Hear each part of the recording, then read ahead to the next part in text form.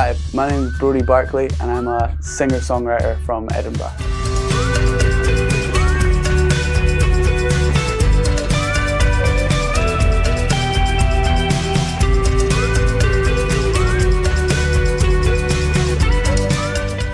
I would say that I am fairly bubbly, a wee bit silly, giggly.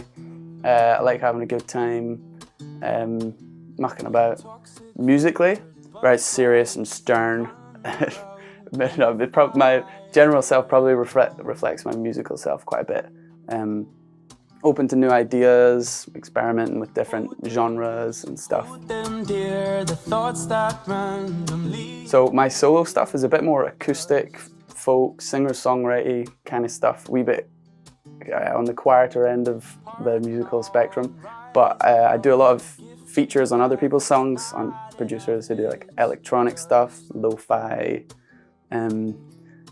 beats. I don't even really know some of the genres I do, but there's like Europop. It's probably like the best way to describe some of it. It's good though, a lot of dancey stuff, upbeat things. Literally everything. Everything from, we actually went on a camping trip last weekend and I had a massive realization that I actually am in love with country music, and I've just been kind of pushing it down a little bit, but just makes me so happy. listening to country music, so I'm into that kind of thing. Love rap, dance music, like techno, house music, big into that stuff as well as like a little acoustic singer-songwriter stuff. I don't listen to that as much, even though that's like the genre I put forward. But yeah, big into dancey stuff and country. I think when it comes to melodies and stuff, maybe a wee bit of the same kind of catchiness that you'd get in a dance tune. Kind of like to replicate that in the vocals rather than the guitar. In the vocals, in the different lyrics, kind of moving up and down, going side to side, sort of thing. I like getting people up and dancing with my music, which totally reflects dance music.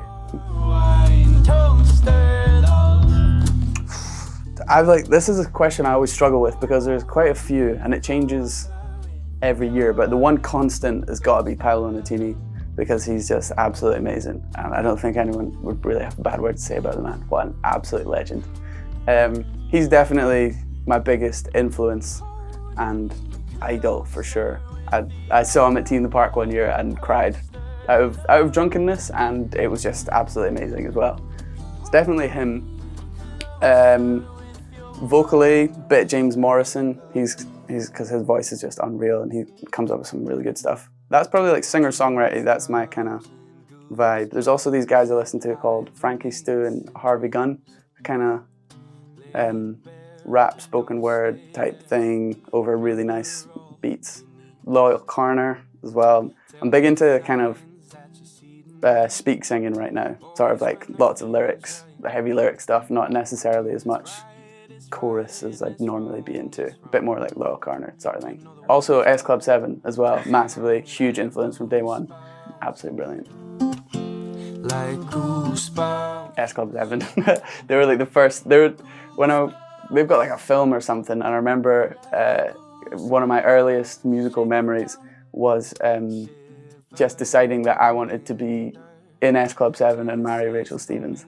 And whereas that's not really my dream anymore, that's definitely what sparked my musical journey, I guess. I remember listening to one of their songs and realizing that I could sing along with the words rather than just like singing the vague like la la da da da da da.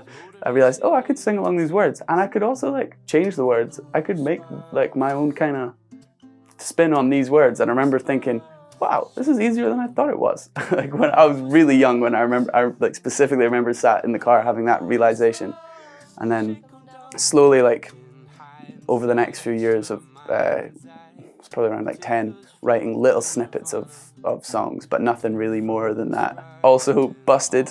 I listened to a lot of Busted. My Chemical Romance as well at one stage, like the Black Parade, Black Eyed Peas, Groove Armada as well, very broad, like the Blues Brothers. I had like a CD of Def Jam recordings, I had like a bunch of like reggae and stuff, and Akon, like a lot of like popular music, lots of pop music, but very wide range, because my parents were kind of into a wide range of stuff as well. Corinne Bailey Rae. I got into Paolo and James Morrison because my mum's a huge fan of that kind of stuff. No, but they made sure that me and my siblings were. My parents didn't do anything musically, but my little brother's just started producing music, and he's actually really, really good. He makes like dance, trance kind of stuff, and he's just actually got, he's called 350 Hertz. He's on SoundCloud. He's amazing. He's just got this amazing remix, or a new song actually, that has been picked up by this really big YouTube channel. And we're working on some stuff together. My little sister's really good at singing as well. And yeah, we're a fairly musical, fairly creative family. My sister does computer arts, like animation and stuff at uni. So we're all kind of arty. And I'm sure my goal is to get us all in this little like Von Trapp's troupe and do like, just get our own company going of creative stuff. Yeah, the first lyric I wrote was designed to go on or one of the first ones was designed to go for Ellie Goulding to sing, and it was like, I'm on a peculiar planet with peculiar stars, bizarro people driving strange cars. I remember that as like, I wrote that and I was like, yeah, like Ellie Goulding could sing this and it would be a hit. But yeah, from then on my songwriting has gotten far better from that. But it's got to start somewhere. Kind of. I remember we'd just write something. Well, I had a big Ellie Goulding obsession actually as well. I think just like pretty girls who could sing and like music is what I go for. My partner right now is a pretty girl who sings very well. I feel like that's maybe what I'm attracted to. But I remember the first song I wrote was called Keyboard Gangster, and it was. The annoying thing is, like, all my friends will say that that's their favorite song of mine, and it's by. You can tell it's my first song because it is so shit.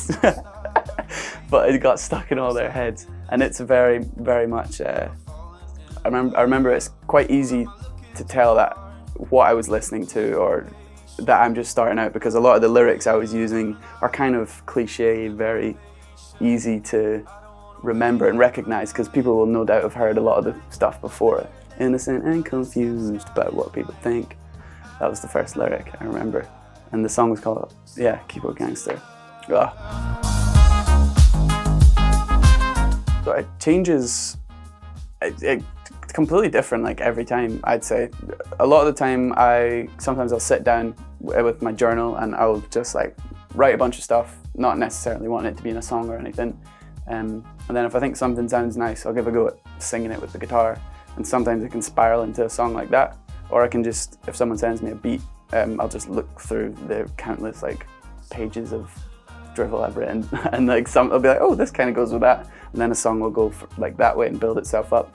But sometimes we'll just be like sat in the living room next door, and like we'll just kind of, Melanie and I will hear like just something in one of our heads, and we'll kind of go with it. Just have a wee sing out loud, just record it on our phones, either build on it then and there or later. We usually come in here, see if we can make something on the our like little beat pad or something. It differs every time, and because we work so well together. The first time I met my partner, we wrote like 3 songs in our first like proper week of hanging out. It's crazy, yeah. But the process changes every time, I think. More recently, I'll sit down and the first lyric of one of my new songs is my subconscious writes the word I don't, writes the words I don't, because a lot of the time if I'm singing and just I've got a vision of what the melody's going to be like, the words will literally just come out and I'm like, shit, this is easy right then. But it's obviously like hard to be in that sort of flow state all the time. Age roundabouts 14, I was recording in my room. I had this app called Vidi. It was kind of like Vine and Vidi were going up at the same sort of time. And I was posting videos of me and my brother like hitting each other in the face with like a space hopper and just stupid stuff like that. And gained like a wee bit of a following, like maybe like 1,000 or so followers.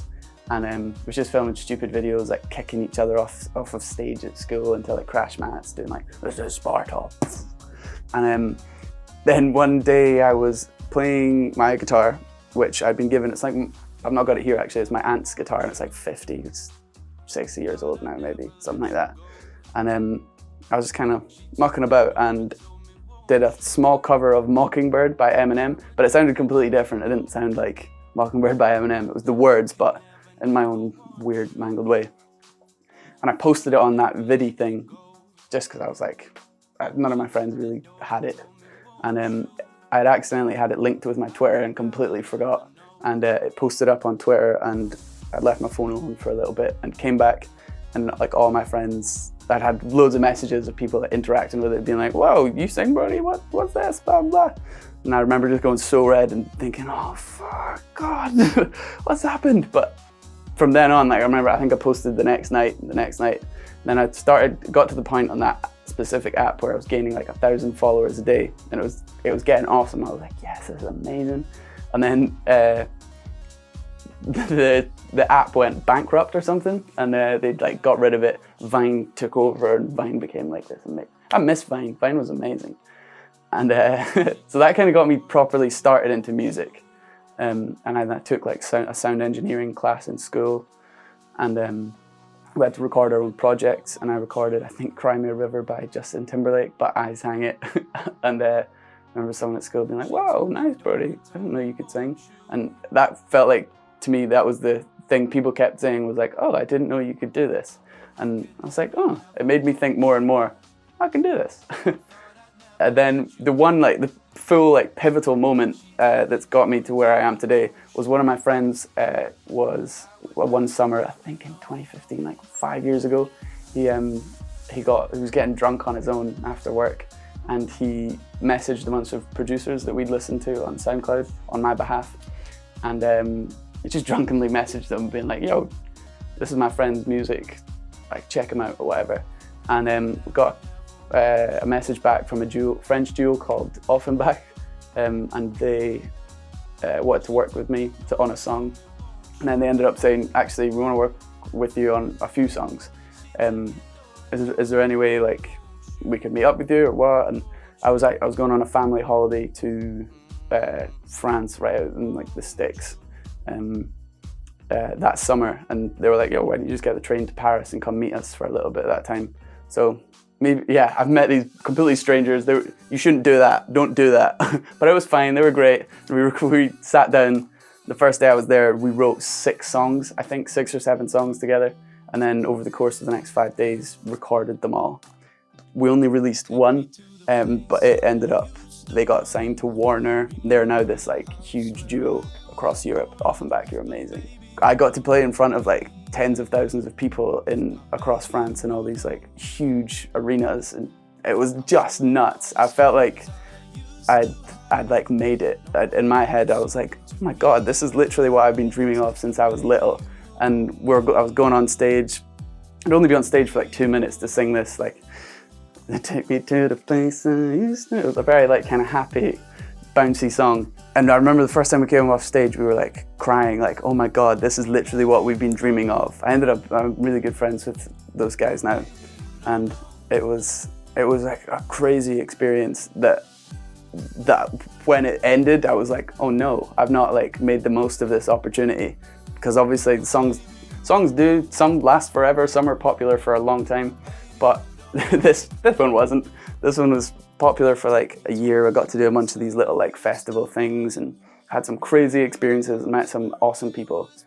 But it was, yeah, it came at the kind of, I think, the wrong point in my life. I was thinking I wasn't in the right headspace, and I was kind of down on myself and second guessing myself, and I wasn't really that. I'm a fairly confident dude on the outset, but I wasn't then, and I didn't capitalize on what was what was a very like amazing experience that I've learned so much from.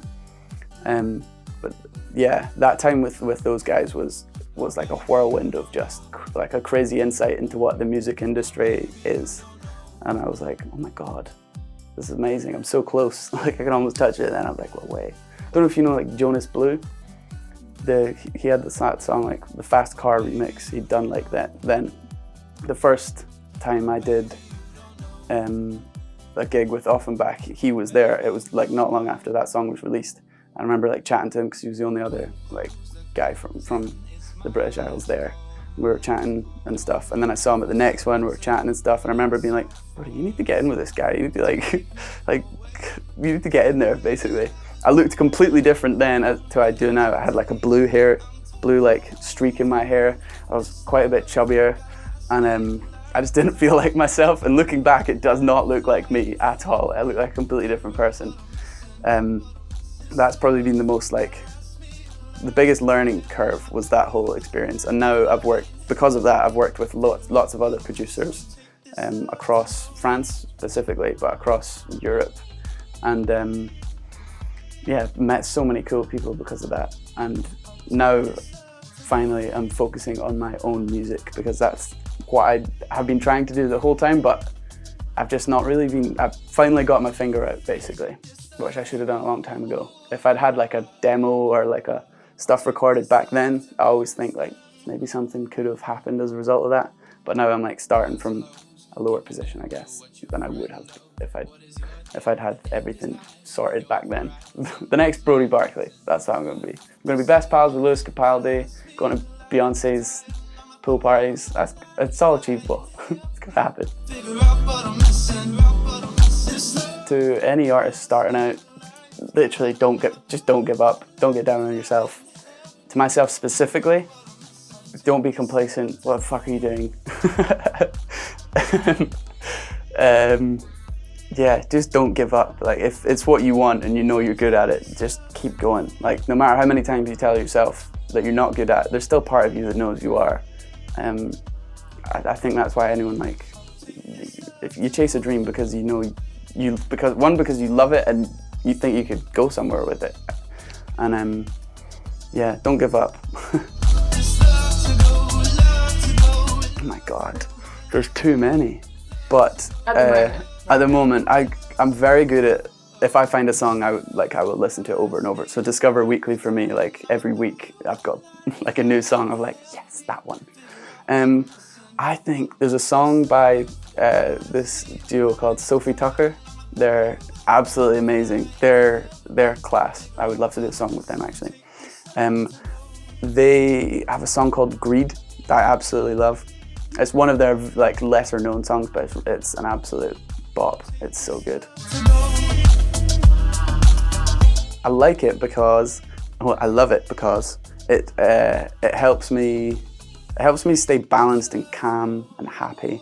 Like it's an outlet for what I feel inside, like whether it's happy, sad, angry. It helps me get whatever's inside out. I found over the last couple of years, I've become a bit of a more open person, so I find it easier to express my feelings. I cry so much more than I used to. It's great. I love crying. But I feel like music has always helped me get what's in here out. I still need it, but I'm not as dependent on it as I used to be. But it helps me a lot. I want them to feel different things because whatever I write, it's going to properly, whatever I've felt writing a song, it's going to maybe apply the same way that I've applied it to myself to like, I don't know, like 10, 20% of the people that listen to it. But so someone will take something different from it every time someone new listens to it, they'll take something away from it. I just hope that it helps people in whatever way they need. Well, my gran cries like almost every time. I'm like, here's this new song, and it's like this like boom boom boom. Like, oh my God.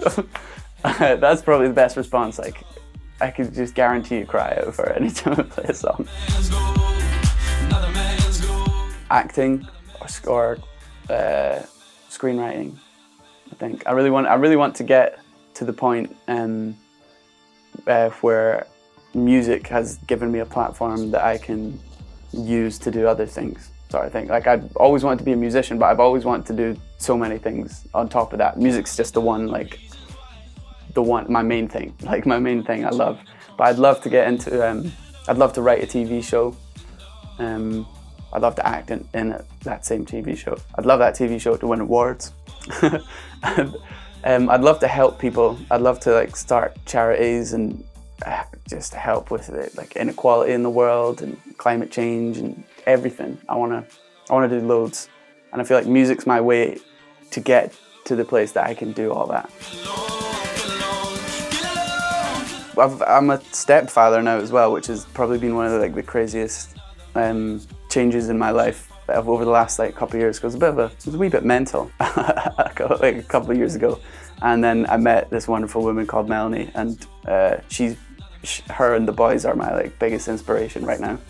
Like, every day is different and full of silliness, sometimes cheekiness from me. They're super creative little guys, and they help massively in songwriting, in just my personal well-being. And it's nice taking care of somebody. I feel like it makes me feel good, and it does inspire me to want to be better and to help them become the incredible young men I know they're capable of being. Family, friends, laughing, just chilling. Yeah, chilling with a good group of people, the beach, the water, that all makes me very happy. Team sports, football, love football, having a little kickabout. Yeah, just having a good time.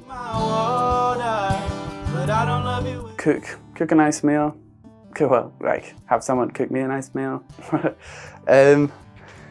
Favorite things to do on a day off, just relax. And even when I do work, I don't actually have to do that much. I've got a very good job. I'm furloughed at the moment, but I've got a very good job in that I just speak to people all day, and I love doing that.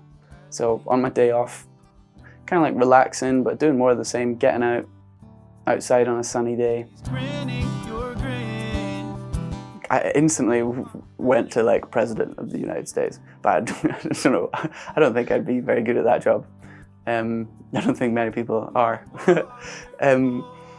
If there was no barriers, I would help colonize a distant planet with a group of I'd get a little hippie commune going on some nice looking planet that's only got beaches.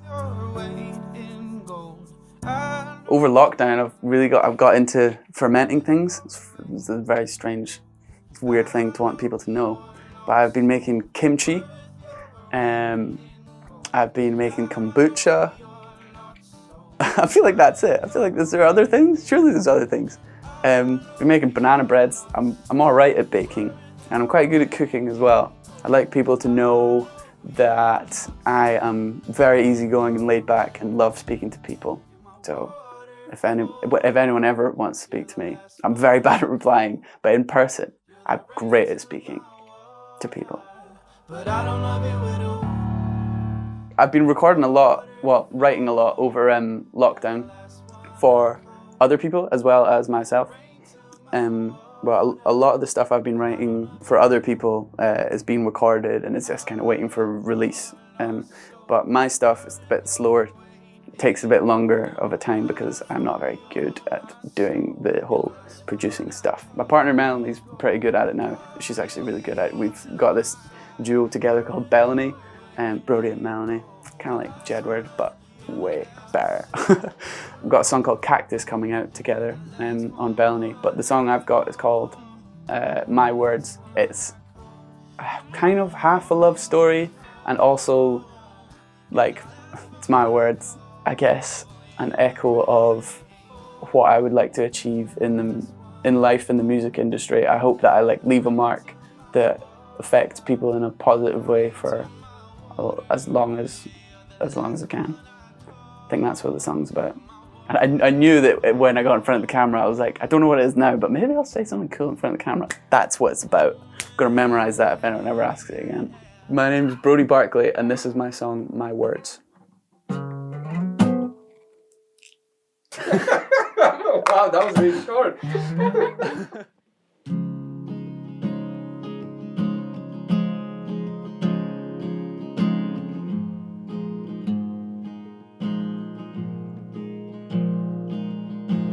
Breeze came quick and fast, chilled me to the bone. Shadows never cast, sit upon their thrones. Tilted hourglass, half full.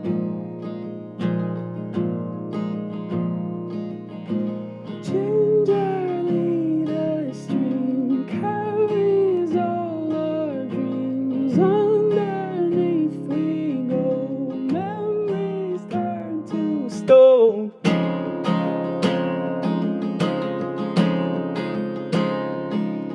In hopes my words run on and on. Beer gardens in June are familiar tunes played on the sweetest of old guitars. Rarely do I run.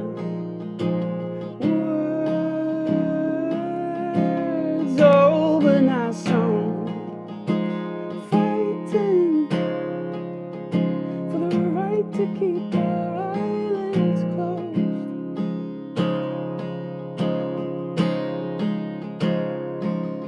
In hopes my words run on and on. Fool me once you're mine. Laughter gets me high. Keep your eyes closed, 'cause I know that you know that we both are trouble when it counts. When it counts. When it counts. When it counts.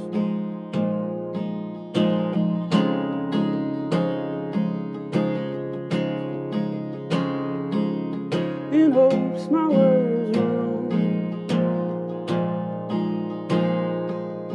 We'll race to the end of the pier.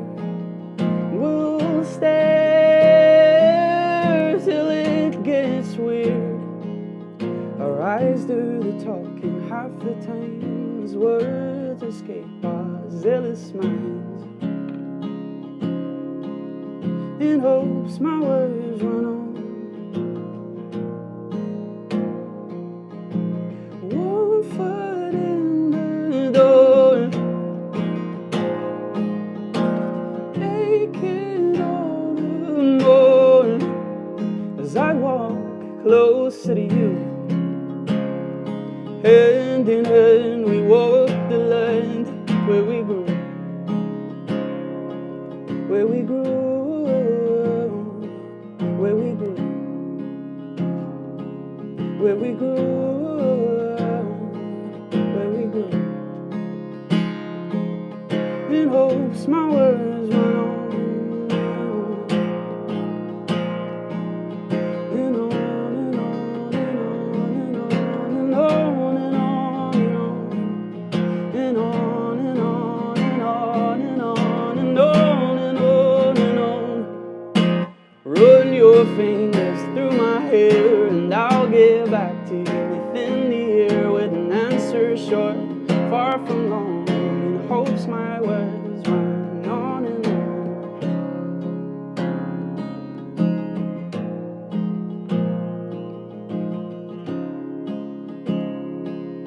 In hopes my words run on.